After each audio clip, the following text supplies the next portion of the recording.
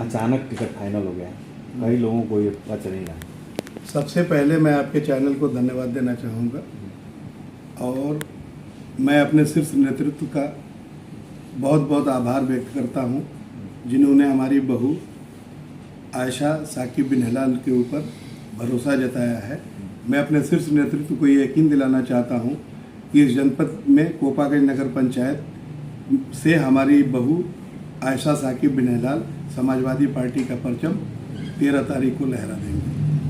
आपके खिलाफ अरशद जी हैं और मौलवी अफरोज, क्या लगता है किससे करते हैं? देखिए, जो जिन अरशद की आप बात कर रहे हैं उनके दादा 35 साल इस शहर के चेयरमैन रहे, 5 साल विधायक रहे, उनकी वालदा 5 साल चेयरमैन रही। उनके ज़िंदगी से मैं हराते हुए चला आ रहा हूँ। जब इकबाल चेयरमैन साहब जिंदा थे तब भी मैं उनको हराया, उनके वालिद मोहतरम जिंदा थे, उनकी वालदा थी, तब भी मैं हराते हुए चला आया हूँ। और आज तो ये बच्चा है, बिल्कुल इसको राजनीति का न ककहरा आता है न राजनीति के बारे में ये कुछ जानता है। इससे तो मैं अपनी कोई लड़ाई ही नहीं मानता। अब मौलवी अफरोज की जहाँ तक बात है वो एक मदारी की हैसियत से है, मदारीपना कर रहा है। वो तांत्रिक भी है, तंत्र मंत्र से उन लोगों का वोट लेना चाहता है तो तंत्र मंत्र से वोट नहीं मिलता। क्या लगता है कि इस बार की जनता, देखिए इस दफा की जो जनता है पूरा मन बना चुकी है। पहले नगर पंचायत कोपागंज एक सीमित दायरे में हुआ करता था, अब नगर पंचायत कोपागंज का विस्तार होने के बाद कई एक ग्राम सभाओं का इसमें विलय हो गया है। जैसे जयरामगढ़ है, कुकुंदवा है, काची कला है, लाड़नपुर है, चेलाराम कपूरा है, पुराना कोपा है, कोपा कोहना है, भस्सा मानोपुर है, चक भस्सा है, हिकमा काड़ा है। नगर पंचायत कोपागंज में इन इलाकों का विलय हो गया है। उन्होंने इन ग्राम सभाओं में अब तक विकास का कोई काम हुआ नहीं था। कोपागंज नगर पंचायत से सटी हुई ग्राम सभाएं हैं।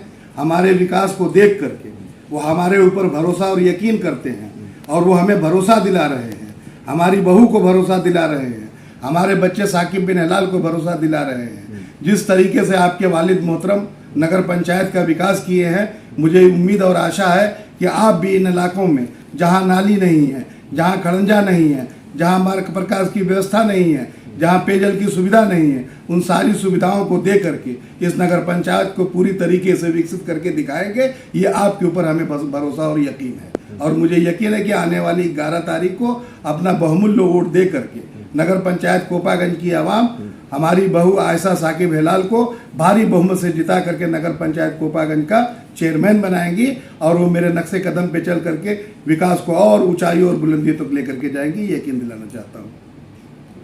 हर बाप अपने बेटे को कुछ बनता देखना चाहता है। देखिए, हम लोग 25 साल से हम लोगों का राजनीतिक जीवन है। 23 साल हो गया मुझे चेयरमैन बनाते हुए और बनते हुए, और मैं मरीज हो गया हूँ। मेरी मजबूरी है कि हार्ट का पेशेंट हूँ मैं, घुटने में मुझे तकलीफ रहती है और भी कई एक बीमारियों से मैं जूझ रहा हूँ। मैं जनता के बीच में मैं अंदर से बहुत दुखी रहता हूँ। कोई जब बीमार पड़ता है, कोई जब परेशान होता है, उनके बीच में जाने के लिए तो अपनी बीमारी को देखते हुए मैं नहीं जा पाता हूँ, तो मुझे बड़ा दुख और कष्ट होता है। इन 5 सालों में जहाँ भी आना जाना हुआ है, शादी हो, ब्याह हो, मरना हो, जीना हो, ज़्यादातर जगहों पे मेरा बच्चा साकिब बिन हिलाल, मेरा लड़का, वो आता जाता है, वो लोगों के बीच में रहता है। वो यंग है, नौजवान है, MBA कर करके एजुकेटेड है, उसकी बीवी भी MBA की हुई है और इटालियन ज़बान से वो ग्रेजुएशन की है उसकी बीवी। तो पढ़े लिखे यूथ हैं और नौजवान हैं, उनका भी वक्त है।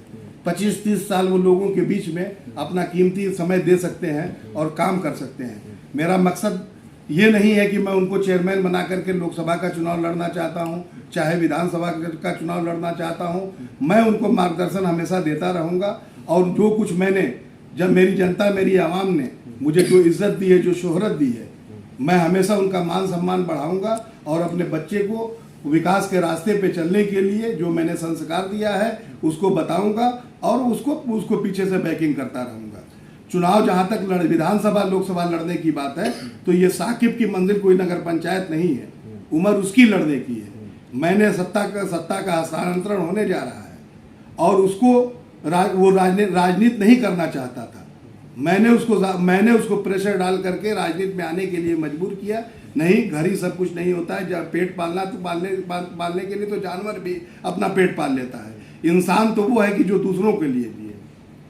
अपने लिए अगर जीते हो तो वो मैं तो उसको इंसान ही नहीं मानता। आदमी तो वही जो दूसरों के लिए जिंदा रहे, तो दूसरों की भलाई के लिए काम करो, दूसरे के लिए फलाह बहबूदी के लिए काम करो। तो नगर पंचायत चूंकि सेवा करने का एक माध्यम है जनता का, इससे राजनीतिक सीख हासिल होती है और आने वाले दिन में वो राजनीति करेंगे और राजनीति की लंबी पाली साकिब बिन हलाल के लेंगे। उनको मऊ विधानसभा से समाजवादी पार्टी का विधायक भी बनना है और लखनऊ तक भी जाना है।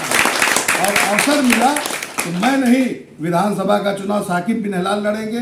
मौका मिला, अगर पार्टी उनके ऊपर भरोसा और विश्वास जताई तो लोकसभा के प्रत्याशी भी वो घोषित लोकसभा से बनेंगे। ये मैं यकीन दिलाना चाहता हूँ। एक मुश्किल दौर गुजरा है इस बीच के कार्यकाल में, कोरोना का 2 फेज निकला है। बहुत अच्छी बात क्या है। लगता है कि इसका भी असर पड़ेगा? नहीं, देखिए बहुत अच्छा सवाल है। ये कोरोना महामारी जो थी ये पूरे बैनुल-अक़वामी वर्ल्ड पैमाने पे ये बीमारी थी। इसकी वजह से जो निर्माण कार्य पर शासन द्वारा रोक लगाई गई थी, 2 साल में शासन द्वारा कोई भी निर्माण का काम की अनुमति नहीं दी गई थी। तो हमें जो धन मिलता था, नगर पंचायत को राज्य वित्त आयोग से जो धन मिलता है उससे हम वेतन देते हैं, उससे डीजल देते हैं, उससे और भी जो नगर पंचायत के अखराजात होते हैं वो खर्च करते हैं। जो शेष पैसा बचता है उससे हम निर्माण कार्य करते हैं। चूंकि 2 सालों में जो निर्माण कार्य नहीं हो पाया, उन पैसों को बचा करके हमारे शहर की हमारे जनपद की एक बहुत बड़ी समस्या थी। जनपद के अंदर 10 नगर पंचायत, 1 नगर पालिका है। एकमात्र नगर पंचायत कोपागंज ऐसी नगर पंचायत है जो कूड़ा डंपिंग ग्राउंड के लिए मैंने 5 बीघा जमीन खरीद करके 4 करोड़ रुपए में और करोड़ों रुपए लगा करके वहां पे MRF सेंटर और कूड़ा डंपिंग ग्राउंड के लिए मशीन ला करके लगा दिया है। और उस मशीन लगाने के बाद चुनाव आचार संहिता लग गया, मैं उसका उद्घाटन नहीं कर पाया। मुझे यकीन है चुनाव जीतने के बाद जनता का अगर आशीर्वाद प्राप्त होता है, मेरी बहू अगर चेयरमैन निर्वाचित होती है तो आउटसोर्सिंग पे सैकड़ों लोगों को रोजगार देने का काम करेंगी। और सैकड़ों लोग जो उसमें आएंगे, जो कूड़ा नगर का जाता है इधर उधर फेंका जाता था, अब कूड़ा डंपिंग ग्राउंड में जाकर के वो गिरेगा, वहाँ डंप होगा, उससे जो खाद बनेगी, खाद मार्केट में सेल होगी। सेल होने के बाद जो उससे पैसा मिलेगा, जो प्रॉफिट होगा, उस पैसे से निर्माण कार्य और तेजी से करने का काम करेंगे। हिलाल अंसारी मतलब इतना बड़ा नाम हो गया कि भाजपा का जो प्रत्याशी है वो भी छोटा हो गया और उससे जो निर्दलीय लड़ रहे हैं वो भी छोटे हैं। क्या बात है? नहीं, नाम ऐसा नहीं। देखिए, इंसान अपने कर्मों से पहचाना जाता है। नाम बड़े और छोटे की बात नहीं होती है। मेरा कर्म अच्छा है तो लोग मुझे अच्छा कह रहे हैं, मेरा कर्म अच्छा नहीं होता तो लोग मुझे अच्छा नहीं कहते। भाजपा टक्कर देगी आपको? नहीं, देखिए भारतीय जनता पार्टी बहुत ज़माने से चुनाव लड़ रही है। हर चुनाव में हम टक्कर की बात नहीं कर रहे हैं। हर चुनाव में उनको 2400, 2500, 2600 वोट मिलता है। 2017 में भारतीय जनता पार्टी की गवर्नमेंट थी। निकाय का चुनाव भारतीय जनता पार्टी की गवर्नमेंट बनने के बाद हुआ था, तो उसमें उनको 2400 या 2500 वोट मिला था। तो मुझे ये लगता है कि वो लड़ाई में नहीं, लड़ाई से बाहर है।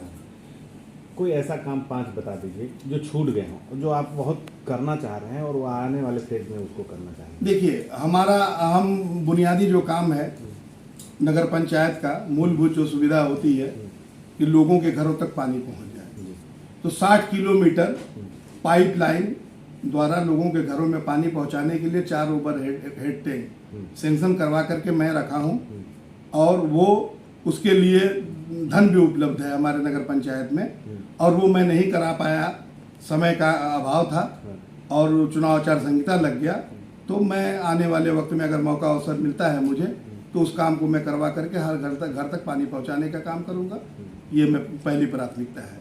नगर पंचायत एक छोटी यूनिट होती है, उसके पास कोई अतिरिक्त धन नहीं आता है जिससे हम इंजीनियरिंग कॉलेज खोल पाएँ या स्वास्थ्य के कोई बड़े केंद्र खोल पाएँ।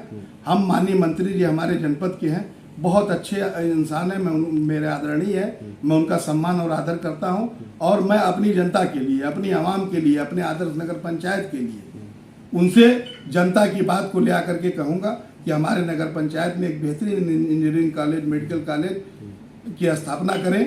उनसे मैं मांगूंगा, ये मेरी कोशिश होगी। और यहाँ के स्वास्थ्य केंद्र के लिए भी मैं कहूँगा एक अच्छा स्वास्थ्य केंद्र हो, जो हमारे गांव के शहर की बहन बेटियाँ मऊ जाती हैं, जहाँ इलाज कराने के लिए हमें बड़ी दुश्वारी का सामना करना पड़ता है, हमारे नगर पंचायत के अंदर ज़मीन में उपलब्ध कराऊंगा। जैसे भी होगा